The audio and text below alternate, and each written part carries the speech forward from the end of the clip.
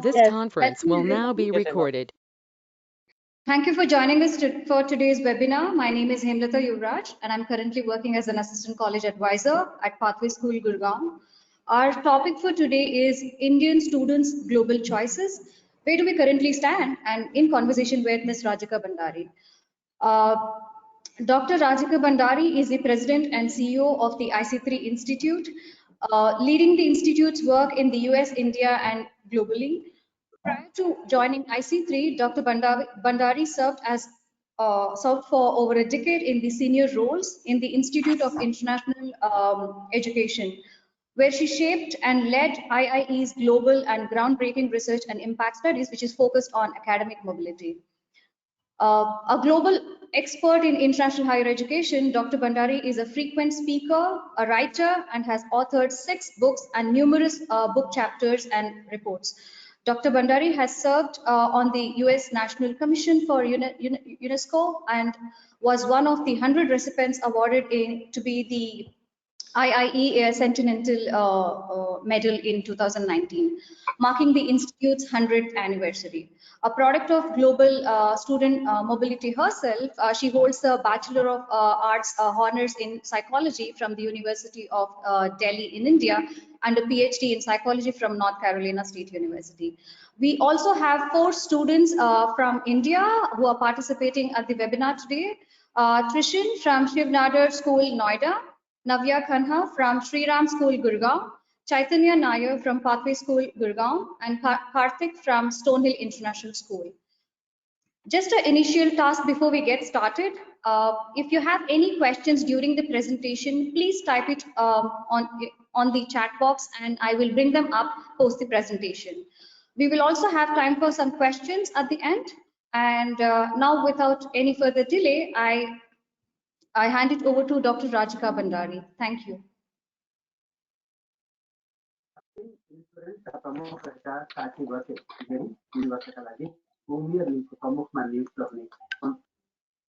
Thank you so much, Hema, for that wonderful introduction. I think hopefully everybody can hear me. And welcome to you all, and good evening, good afternoon, good morning, wherever you might be. It's a truly global group we have today. And I'm just so delighted today to be joined by our 4 students. And, of course, today's webinar is going to have some overarching trends about mobility that I will talk about at the beginning.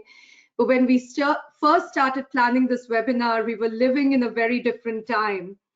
And this was going to be a session that would be a deep dive into. Could we all please turn off, if you could please mute yourselves so that there isn't any feedback. Thank you.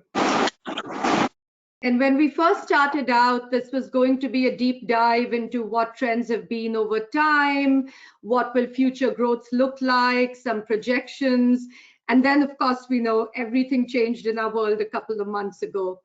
So as everything was shifting, we reconceived this webinar a little bit to make it more about, yes, of course, looking at what those trends have been up to date, but really focusing much more on what's happening now and really hearing directly from the students, because I think in our world of student mobility, and especially for people like me and my colleagues who have spent years measuring and studying this trend, we often forget that there are people behind these numbers, and it's the students that we want to hear from directly, and that's what we hope to accomplish today.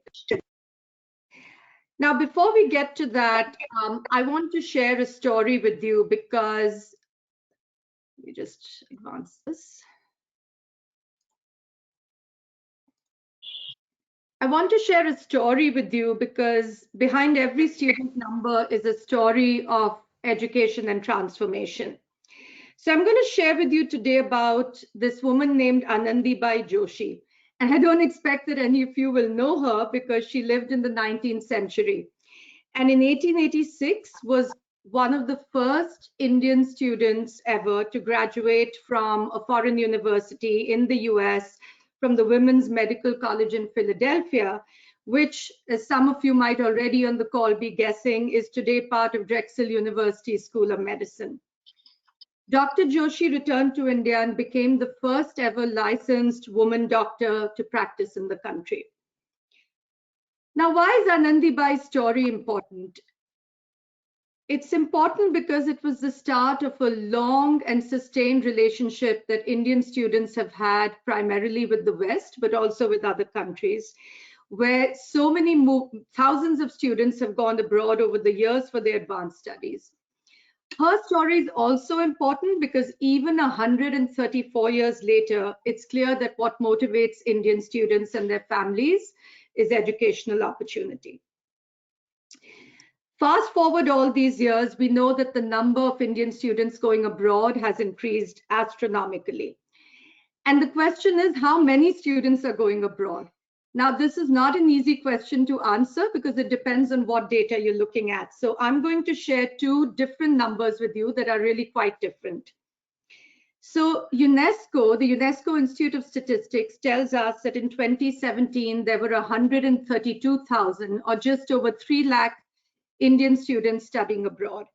However, when we look at the data from the Ministry of External Affairs in India, that number is much higher. It's 753,000 students that, according to the ministry, were abroad in 2018. Now, as someone who spent many years measuring these or even generating these sorts of numbers, I will share with you that a lot of this difference simply has to do with measurement differences. But I'm not going to dwell much on that and instead move on to what some of those numbers look like. Now, just as the numbers of Indian students abroad have grown, so have their destinations. And even though we find that Indian students are still overwhelmingly drawn to English-speaking countries like the US, the UK, Australia, Canada, we are finding that they're actually becoming more adventurous and are in fact experimenting with a number of other different countries. And now we see that Indian students are also going to countries like China, the Netherlands, and Russia. And in fact, if all of you've been following, as I'm sure you've been following what's been happening around the coronavirus crisis, Indian students in China were a great deal in the news earlier this year. There are over 25,000 Indian students studying in China, and over 600 of them were stranded in the area around Wuhan. But let's take a minute to do a bit of a deep dive into the country that that appears to be the top choice of Indian students. Now, students vote with their feet. So if we are to look at where most Indian students go, they overwhelmingly go to the US. And today the US hosts over 200,000 or over 2 lakh Indian students. But it's very interesting when we look at this trend a bit carefully and with what's happening with different countries. And what we see for the US is that when you look at the yellow line, which is all international students in the US, it appears to be increasing. However, when you look at the breakdowns by what students are actually doing while they're there and what they're studying, we in fact see that the numbers of Indian graduate students have been dropping in the past couple of years. But the number of Indian undergraduate students, and in fact, we're about to speak with some of them today who are considering the US as their destination, have either stayed the same or just simply increased marginally. And what we saw this past year, and this data comes from the Open Doors project from the Institute of International Education in the US, what we see is that just as the numbers of Indian graduate students dropped, that same drop was almost offset by the number of undergraduates going abroad. Now, there are many reasons for this. I'm not going to get into those details today, but in general, as some of you know, if you've been following this trend, there are a number of factors behind the drops, including how post-study work policies have been shifting in the US, and we find that it's not just for the US, but that these policies have an impact in many countries. But I want to pull back from these numbers from the US for a little bit and just take a minute to talk about India and what this number means for India. So, and that both realities are true. a large number of India's talented brain power does go abroad, especially at the graduate and postgraduate level, as we are seeing very clearly for the US numbers, and particularly in the sciences and engineering. And many of these individuals also settle overseas and become part of the skilled immigration workforce of the countries that benefit from their talent and contributions. But in recent years, many Indians have also returned home to India because of the growing economy and more jobs that were available.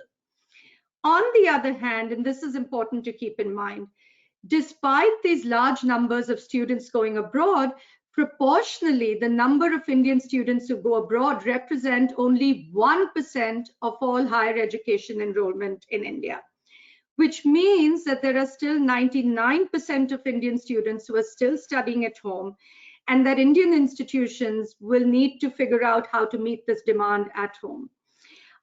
We all know that India has the largest youth population in the world, 600 million below the age of 25. And there will need to be joint global solutions to how this large pool of potential talent can be educated. Some of the factors that draw Indian students to institutions abroad, I will let you look at this. I'm not going to spend a lot of time on this because to me, what's more exciting is we're going to hear this directly from the 4 students who are joining us today. But you will see that right at the top are factors as what the affordability of an institution is, what students are getting at the institution, and of course, what they perceive to be as quality. When we look at this at the country level, now these are institutional level factors. Some of the factors that we see at the country level or national level that are driving demand amongst Indian students on whether they choose to go to a country or not go, fall into a couple of different areas. Affordability is a big factor, and you also see that reflected right here on this chart about institutions. A big area is post-study work opportunities and what students can do after they finish their studies. And if we look at just the past couple of years, we've seen how either the expansion or contraction of the ability to work after studying has really affected whether or not students will go to a country. And most recently is the case of the UK, where we've seen the number of Indian students going there really skyrocket in just the past year or so, because the UK again revised its post-study work policy and expanded it once again. Other factors that affect students, Indian students, are a sense of personal safety and security and whether they feel welcomed in a country. But having shared these highlights with you on what's been the case for Indian students up until now, and now we know that everything is at a point where it's beginning to shift, let's turn to what lies ahead and our conversation with our 4 wonderful students who have very kindly given their time to join us today. And I want to salute them for coming on this webinar where we have almost 250 people listening in from around the world. I'm thrilled that they've agreed to join us today. So with that, I am going to ask our 4 students to please turn on their cameras and join us visually if they can.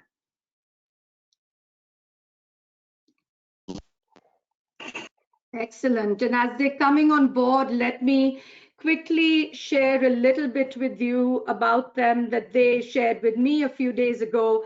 And if I got something wrong, you all have full license to correct me when you have a chance to speak.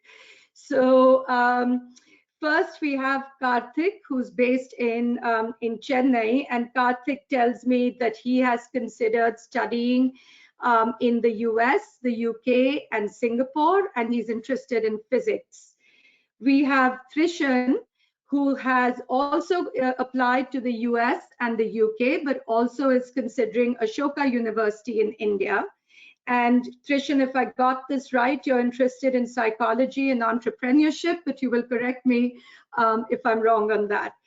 And then we have Chaitanya, and Chaitanya has shared with me that she's applied to the UK and Canada. She's interested in psychology, and she shared that her dream institution is University College London. And then we have Navya, and Navya has applied also to the US and the UK, has also applied to some Indian universities as a backup, I believe, and Navya wants to study engineering. So with that, I'm going to jump into a conversation with them. And for the four of you, what I'm going to suggest is that if I pose a question to you that I want all of you to address, I'm going to go in the order that I see you on my screen, which is Navya, Trishan, Navya, Chaitanya, Trishan, and Karthik. Okay, so that way everyone won't be jumping in at the same time. So my first question to you all is, all of you, I mean, it's very obvious that all of you have considered going abroad and have applied to sort of what are considered the very standard appealing destinations for Indian students. But tell us a little bit about why going abroad in the first place was your top choice. And Navya, let's start with you. Thank you, ma'am, and hi, everyone. So for me personally, going abroad was my top choice because of the global exposure that it offers. So by global exposure, I mean like the academic environment, the location, etc., and also the various research opportunities that are provided to undergrads particularly. And the kind of professors and that you're collaborating and meeting with like students and teachers from all over the world. So I feel like the kind of exposure you get in terms of learning and growing as an individual would be different. So that was my main reason, just to grow as a person. Super. Chaitanya? For me, the main reason I applied abroad was the fact that I was very adamant into neuropsychology, and neuropsychology as a field is yet to come to light in India, and there aren't many institutions which start specializing in that particular field in your undergrad. So for me, the obvious choice became going abroad to study neuropsychology as one of the units that I really wanted to do. Great. Trishan? Hi, hello everyone. And I think the main reason for me was, again, like Navya said, the international exposure, but more than that, just the structure of the courses and the flexibility that it allows you to have an interdisciplinary approach towards learning. And that's great. And I think that's very important for me now because in any field that you work in, you will have to think with a very holistic point of view. That really prepares you to do so. Great. Karthik? Yeah, so for me, it's being an international school has played a big role in my decision to apply abroad, because I think it's exposed me to just culture, international culture, and yeah, and it's just so I've always sort of assumed that I would study abroad because everyone around me was, and yeah, so being in an international school played a large role in my decision. Also, the course I'm studying, physics, it sort of requires scientific equipment, and I perceive there to be more of that in the US and UK. So that was also a factor. Wonderful. So we're sort of hearing that full spectrum of factors from all of you around sort of the value of being in an international setting, the global and cultural exposure on campus, yet sort of the very real aspects also of opportunities for more research and innovation, especially for those of you who are pursuing the STEM fields. And also, I think to Trishan's point, actually, I think this was Chaitanya, you made the point about neuropsychology and the fact that certain disciplines which are now becoming highly specialized might simply not be available in your home country. Let me ask you this, and actually this builds off of what Karthik just said. I was really struck by your comment that you always assumed that you would go abroad.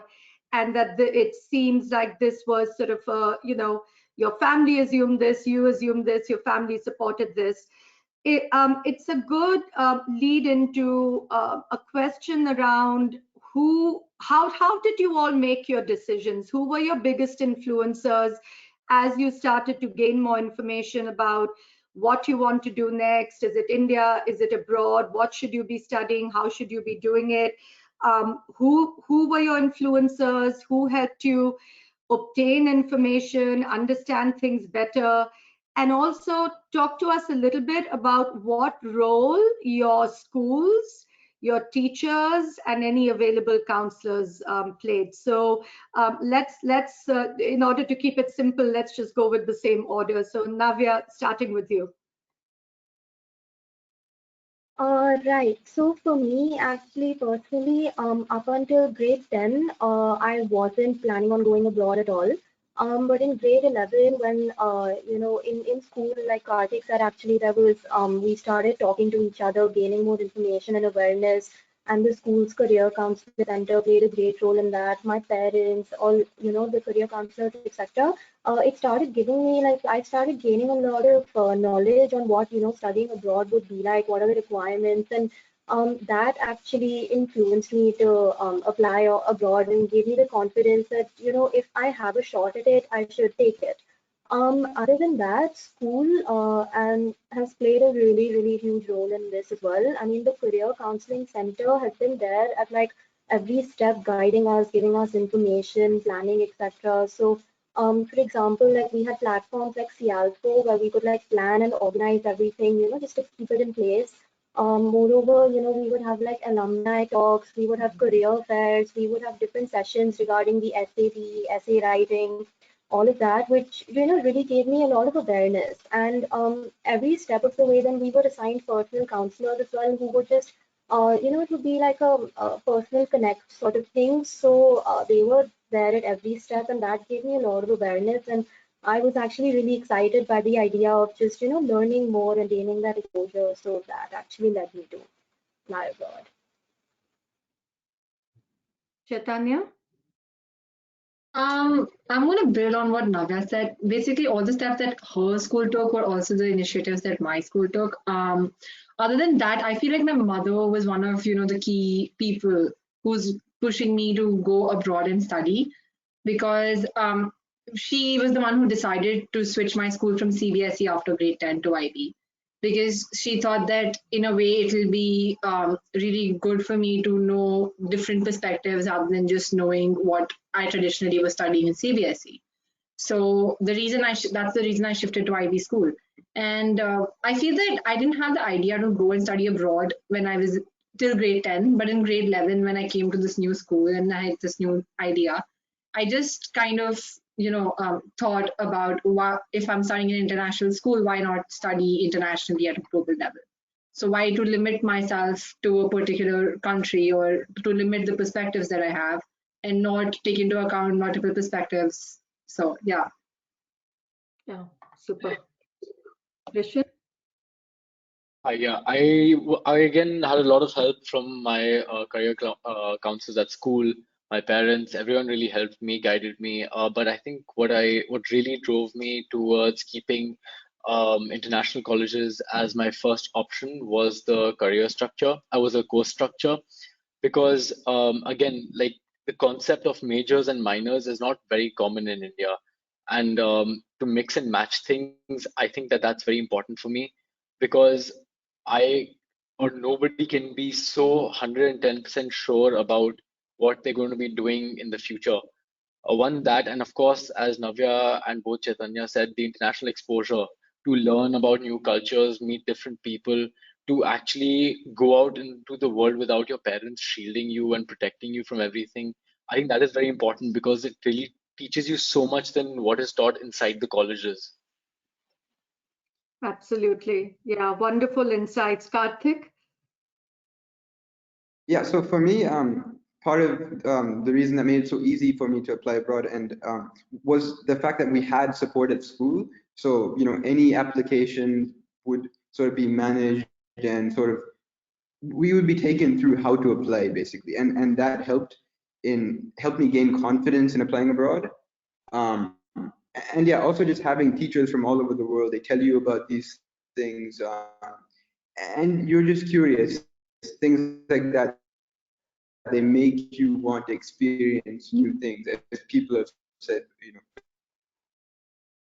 before. So yeah. Yeah. No, that's great to hear. So, so it looks like you all had a lot of information on which you were basing your decisions. I want to go to the issue of finances, because I was also struck by the fact that none of you actually brought that up. So I want to hear a little bit about how you assessed affordability, how you assessed cost, and actually, first off, did it even factor into yours and your family's decision making? And Navya, I see a big smile on your face, which tells me you are itching to jump into this with something. So I will start with you, and then after that, whichever one of you wants to also respond, just put up your hand, and I'll know to call on you next. But Navya, let's start with you. Any quick thoughts on affordability as you look to institutions abroad? Actually, for me, when I was shortlisting my colleges across all countries, I didn't actually factor in, cost to be one thing that I would consider. Because thankfully, my parents also, they wanted me to keep an open mind when I was picking universities, so I didn't factor that in. But now that I'm at this stage wherein within a week I have to make a final decision to pick a university, definitely it's one major factor that I am considering, apart from like, the reputation of the school for my particular major. But other than that, I feel like cost is a big component that I'm considering now. And yeah, I think that's it. Anybody else want to comment on that? I think we maybe lost Karthik. Trishan and Chaitanya, some quick thoughts, and then I want to move on to a burning issue. So I think cost does play a major role in in deciding which college you go to. I was quite certain that I would not want to spend too much on my undergraduate but more like I would want to spend more on my masters or my postgraduate and all that. So therefore, like I had really limited or more like cut off American colleges at first, but then I started applying for scholarships, and then when that started working through, then I kept that option open.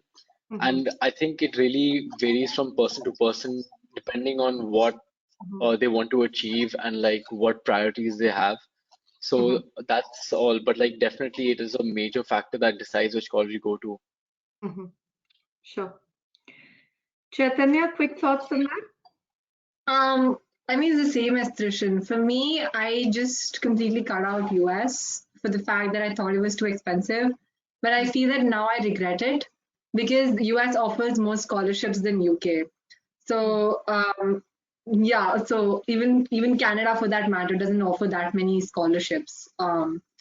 So I regret the fact that I didn't apply to US, thinking that I would not have any financial aid. But I mean, the colleges that I chose, the universities that I chose in particular, were the ones that I felt that would be affordable in a way, even for my family. So yeah. Okay. So now I'm going to move on. So we've had a conversation about sort of laying the groundwork to better understand what your aspirations are, what you've been planning. But let's talk about disruption, because as we all know, and you all have mentioned your various boards at some point or the other. Some of you are with the CBSE board, others have the IB, etc. We know that various high school exit exams in India have been indefinitely postponed, and the kind of disruption that's been caused by the coronavirus. What has this meant for your plans? Share a little bit with us about it. What does it mean for you? And also, how are your universities where you're hoping to go, how are they responding? and what sort of guidance or support are they offering you? So we can actually, maybe we'll start with Karthik, because Karthik, we didn't get to you with the last question. So why don't we start with you this time and hear about what the indefinite scenario around the exams has meant for you? How are you reassessing your options now? For me, the coronavirus pandemic, it hasn't actually caused me to change my decisions. There's always a worry that maybe I won't meet my offer, because obviously my grades are not due to my exams, but actually being decided by other things like coursework and so on. But apart from the fear that maybe I won't meet my offer, I haven't actually changed my mind because of this. But it has made me worry about a few things, such as whether like classes will be held online, because obviously if you want to study abroad, then learning online is not optimal because you're missing out on that whole experience. And there's also the other concern of whether colleges might be oversubscribed. I'm not sure if it's valid, but maybe because people, if everyone meets their offers, maybe colleges will just have too many people in a year. I mean, that's a possibility. In terms of the communication that colleges have sent to me regarding the exams being canceled and so on, a few universities have sent emails just assuring people that everything's going to be fine, and that has helped. But on the whole, there's still uncertainty, and there's not much they can do about it. But yeah. Trishan? Yeah, so I think Karthik said quite a huge chunk of what has to be said regarding this. A lot of the universities are communicating with applicants regarding what has to be done, what the plan of action is. For example, the Wheaton University Massachusetts has been communicating about how they're holding their online classes and how they're holding clubs, etc. But I think when this coronavirus pandemic hit us all, in the Indian universities have become something that I am keeping my option open for now, because I think it's better to stay closer to home with all this going on. And I've also done a lot of research now, so seeing that there are universities, private universities in India, such as Ashoka Sri Nadar University, and others that I might not know about, which actually have now adopted this major minor system and are providing you with that interdisciplinary approach, which I have been talking about repeatedly. So for me now, I think it's all right because the options are still available here. I won't be getting that international exposure if I don't get to go abroad. But then I think I personally don't feel it's worth it to take a gap year and wait it out. That's a very interesting perspective, and thank you for that. Very different from Karthik's experience and perspective. Very interesting. Chaitanya? For me, I mean, abroad is still an option, but then I just accepted Ashoka's offer yesterday. I think it was out of fear that what if, I'm not able to go out, or Just hold 1 second. Just hold 1 second. May I please ask everybody who's not speaking to mute their mics, please? We're getting a lot of feedback. Thank you. So for me, I think it was just out of plain fear, the fact that I wouldn't maybe get a visa to go out, because these are very unexpected times and very difficult times for each and every, not only universities, but for citizens of different countries. And even with the UK announcing their 6-month lockdown and Australia also announcing their 6-month lockdown, I am pretty sure they're going to still be doing online classes and they're going to be conducting online clubs. And so I think I accepted it just as a backup plan, so that I know in a way that I have somewhere to go to, even if I can't go outside. So excellent. Navya? Right. So everyone's pretty much covered everything. But again, for me, my first preference was and still is going abroad. The one thing that has happened though is that I have applied to Indian universities like Ashoka and BITS Pilani, and I'm taking them much more seriously now because, like Trishan said, even I don't think that a gap year would be. I mean, I would be too open to taking a gap year right now.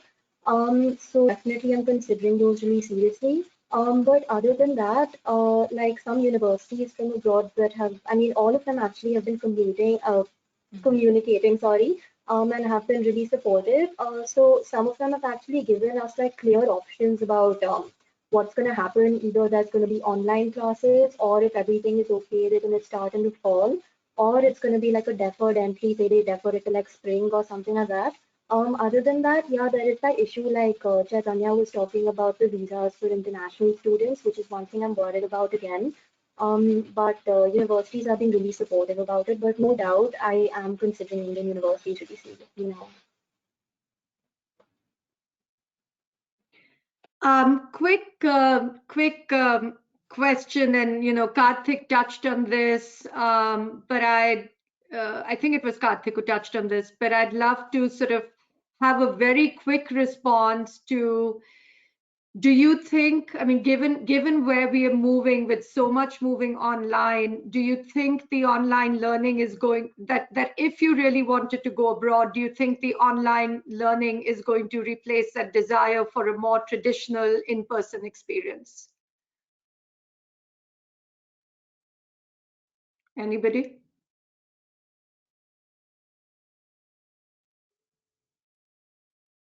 Go ahead, Trishan.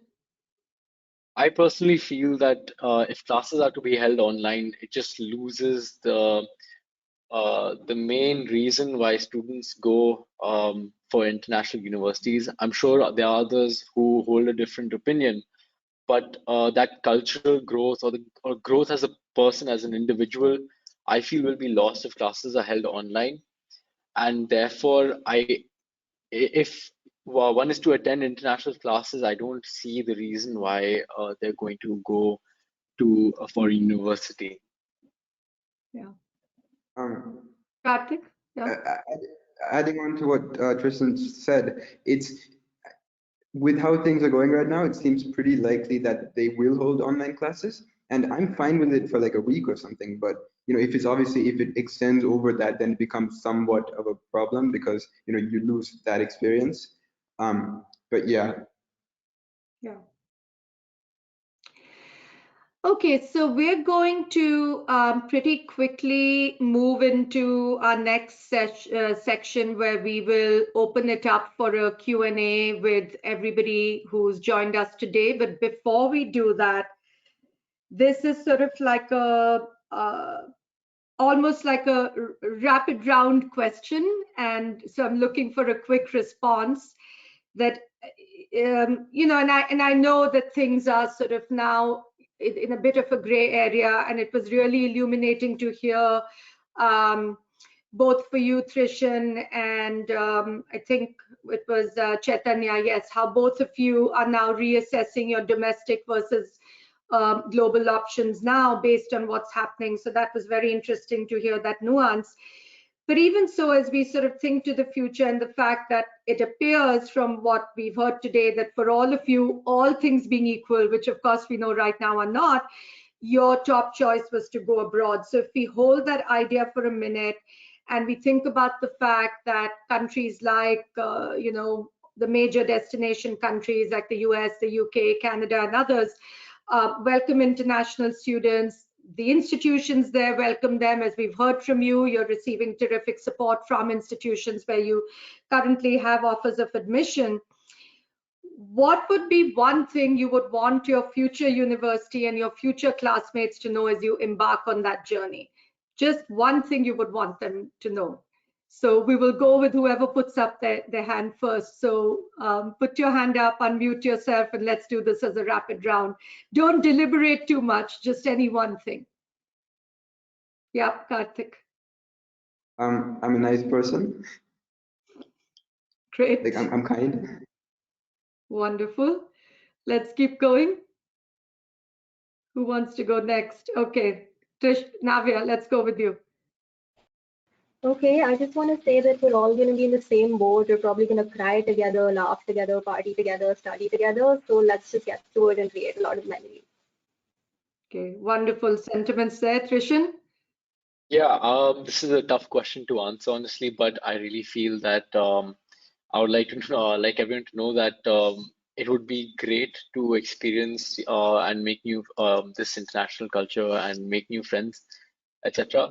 And I really hope that that can still happen. Very true. I think many share your sentiment, Chaitanya. I'd probably just let them know that let's just survive this pandemic and go and hope to go to university by fall. Wonderful. Great. And I'm sure it's we've had a range of people on this call, and I think it's been very interesting for them to hear your perspectives. And with that, I'm going to open it up for an open Q&A with the audience now. And actually, Hema is going to help moderate that as questions come in. And Hema, please let us know what we should try and answer as a panel here. Sure. Thank you, Dr. Bhandari. We will go ahead and take some questions now. Just a reminder, please be sure to type in your questions in the chat box, and I'll ensure that's passed to the team to answer. Thank you. Okay, we have a question from Ellen from University of Chichester in the UK. We are okay, I think it's just the information that she's sharing now. Okay, Tim from the College of Canyons has this question: what is considered affordable? How much? So he wants to have clarity on that because it's very subjective. So what is affordable? That's a very good question. Anybody feel up to, you don't have to feel on the spot, but anybody want to tackle that? Okay, Trishan, we'll go with you. Thank you for volunteering. I really feel that is extremely subjective, not only from person to person, but also which university you get admission from. Like, for example, if I'm getting an admission offer from an Ivy League college, I think my parents would be ready to pay a lot more than for another college, for a different college that isn't probably ranked that high or doesn't have the same opportunities. And I think it all depends on which colleges you're getting an offer from and how much you're ready to pay for what that particular college is providing you with. Navya? Right. So just adding to what Trishan definitely said, I also think another factor I would take into account is the commercial ROI. So what it gives back to me and in terms of the employment opportunities, etc. Just that would help me decide. Yeah. Excellent responses, both of those. If I may add a perspective to this, I saw some data a few years ago that showed that almost, so just to back up until the early 90s to mid 90s, Indian students were very dependent on financial aid in the form of assistantships from their host universities. Once the economy began to liberalize, we saw a real shift as more student loans became available. And that has actually enabled many, many more students to go abroad from India where they were able to take out loans that weren't available before. However, keeping in mind that India is still a developing country, remember what I talked about, the 1% who go abroad. The reality is that many Indian families, the statistic I saw was that about a third of them were taking out their family homes as collateral for these loans. So that's just to sort of add one sort of layer of perspective on sort of the affordability question and what it still means for students from a country like India.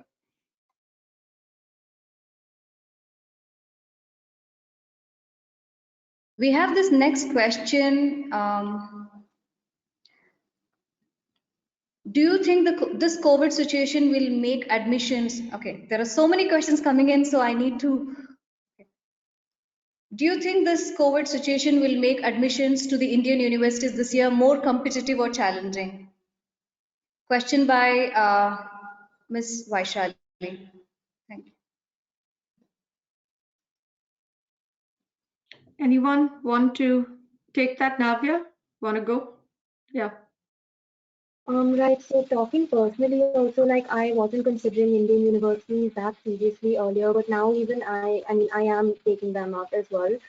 So there must be like billions of others like me who are doing that. So definitely, it's going to get way more competitive. Anyways, it's really, really competitive.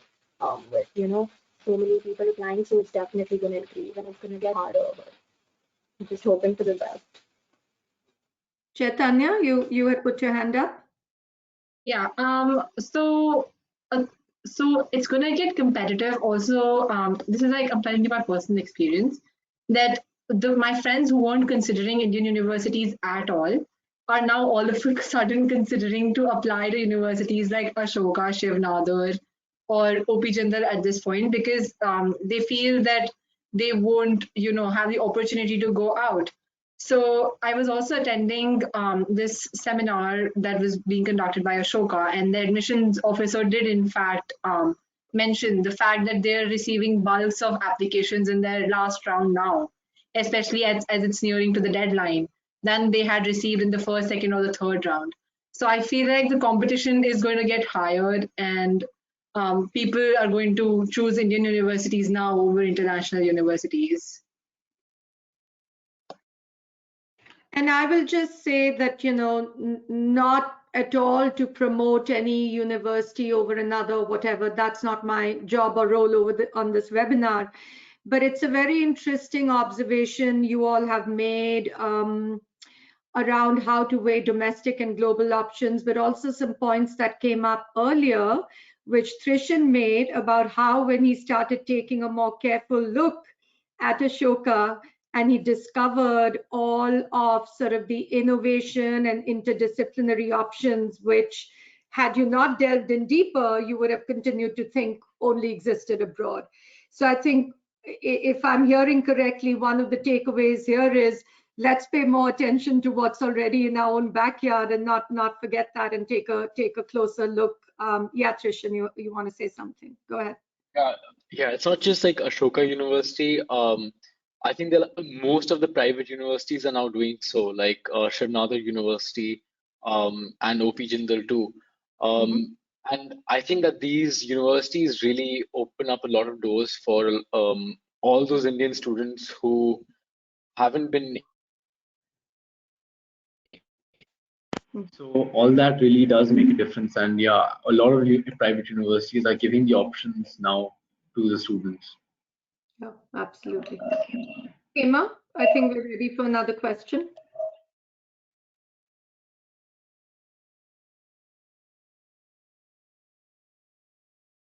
Did we lose Emma? I can take a look at questions here. Okay.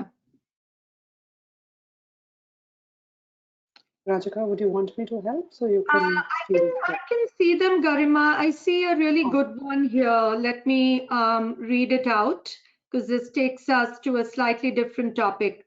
And it's by Sunita Unyal, and she asks, do you think some kind of emotional support would be required by the students who lost their chance of studying abroad this year? It's a good question. Hello? Okay, you're all back. Okay. I think something happened there. There we go. We're still waiting for Trishan. So Hema, I just read out one question in the meantime, which had to do with the with emotional support. So I think the question is, how have you all felt emotionally and in terms of spirits during this whole process? And do you think that emotional support is needed for students as they are navigating this very difficult terrain of, the exams and the uncertainty and all of that? Who would like to answer that? Navya, is that a hand going up? Okay, no. Okay, Trishan, go ahead. Oh, I can go. Okay. I don't. It depends from student to student whether they really require emotional support to tackle this issue. But I can guarantee any student who's really feeling miserable about maybe not getting the opportunity to go study abroad is that just do your research and you will find an option which is good to quite a great extent. If it's not your first choice or the perfect option that you want, it is still really good, and you can find it here in India. You just have to really look. That's all. That's a very uplifting observation. Navya? Right. So for me, actually, it's like a sine wave curve. It's like sometimes I feel so disappointed and frustrated for so many years. You've been putting in all this effort, and you just see it in like a split moment going down the drain. But then when I look towards like Indian universities and I look at the fact that okay, I have my options still, and like Krishan pointed out, like when we research more, you still feel that comforting factor that not all is lost. But definitely because you put in so much hard work, I feel really disappointed. Yeah. Indeed. Yeah. Can we go to the next question, Dr. Bhandari? Go Yes, ahead. and just as a time check, Hema, we've got 4 minutes in which we can tackle whatever else we tackle, and then I want to use the last few minutes. We have some announcements and the wrap up. So yeah. There are quite a number of questions, and probably we will just try to answer one for now, and the rest will be answered maybe or sent it back through the email. So this question is by Ms. Sunita. Would you please tell us in clear terms, even if it's brutal, to the ones who have applied to the universities abroad, is there really any sense in still considering the option of study abroad this year? What kind of support can we provide to such students as career counselors? Thank you. I think we kind of heard the group talk about sort of how they're weighing that, right? That I think, Karthik, we heard from you that you are still very much sort of proceeding as planned, but with the realization that it'll be start out online. And I know Chaitanya and Trishan, you are now also looking at Ashoka and Navya. With you too, you're sort of continuing to focus on UCL. But so I think you all have in some way addressed that question. But if you would like to say something more further, in response to that, definitely please put your hand up and share additional thoughts. Yeah, Trishan, go ahead. I think I'll probably say what I told myself regarding this. You have to simply take into consideration all the pros and cons regarding the situation you're in. Are you willing to take the risk of being quarantined in another country outside without your family there to support you, and things like that? Because everyone knows what the situation is like right now. Everyone knows the facts, and you just need to see whether you just need to know what your priorities are, whether you're willing to take the risk to go abroad, or whether you prefer staying here where you have family close to you. Personally, I feel if it's like an Ivy League college that you've gotten into, or it's a once in a lifetime opportunity, it's that great. I personally would have taken it, irrespective of the coronavirus situation. But then it all depends on person to person. Yeah. We have the next question by Mr. Johnson. What kind of supports can universities provide to students at this point in time? Connecting you with current students, Skype meetings, webinars. I mean, they're asking students directly, what kind of support are you looking forward to from the universities? That's great. And let's make that our last question and get some quick responses from whichever one of you wants to jump in, because then I do need to wrap up this portion. So I'm seeing Karthik hasn't had a chance to speak much, so I'm going to call on him first. Karthik, quick response from you. Chaitanya, quick response from you, and then we wrap up this section. So for the UK, the most pressing thing is whether people, yeah, no, so the most pressing thing is whether people meet their offers or not. And if universities could just provide maybe an alternative pathway to get in and say that, oh, if you miss your offer by this much, maybe you can still get in. And other than that, I mean, maybe just an assurance that they will be conducting online classes or something like that. Super, very concrete, very helpful. Chaitanya, you have the last one.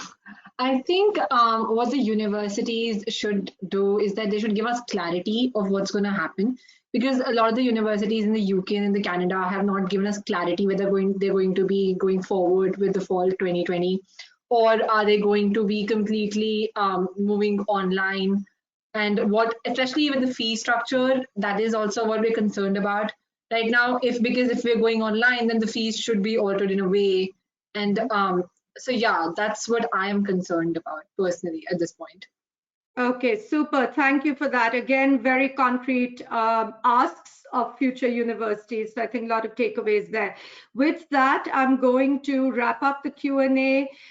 Deep gratitude to all the 4 students who joined us. You spoke so compellingly and honestly and from the heart about all the issues, and we're really grateful to you because we don't get this perspective often. So thank you for that. With that, we at IC3 have a very exciting announcement to make, and I'm going to actually turn it over to my colleague Jim McLaughlin, who has just come on board and joined us, and I will now turn it over to him to share with us what this exciting announcement is. Thank you so much, Dr. Bhandari, and thank you again to our amazing student panel, Navya, Karthik, Chaitanya, Trishan. I mean, just amazing feedback, and thank you for your insights and the time that you dedicated to this. There's actually a lot that goes on behind the scenes. So I also want to just thank our committee members who put this together, all of the content that's put forward through IC3. And including as we make an exciting announcement about IC3 Live, content is really coming from the IC3 community. So, this is a critical part of the IC3 movement, and IC3 Live is really envisioned as a coming to life of career and college counseling resources in the virtual environment. Now, this is going to be building upon the longstanding tradition of virtual engagement through the IC3 Institute, and of course through the webinar series that has already been happening. Now, the IC3 movement, the mission is at the very core of IC3 Live, and that is counseling in every school. What we've realized is that IC3 Live is the next phase of bringing access to schools globally, and that's what we're going to be seeing here with IC3 Live, and we're extremely excited to bring this to the world and to the counseling community in a very intentional way. For IC3 Live, the focus is going to be on the quality of the programs and the content that we're going to be bringing. Yes, of course, we will have webinars and workshops, but we will also be having keynotes, presidential panels. One of the important things that we're all missing in this environment is networking, right? The opportunity to connect in meaningful ways, in addition to having support resources through content and exchanges in this kind of environment. So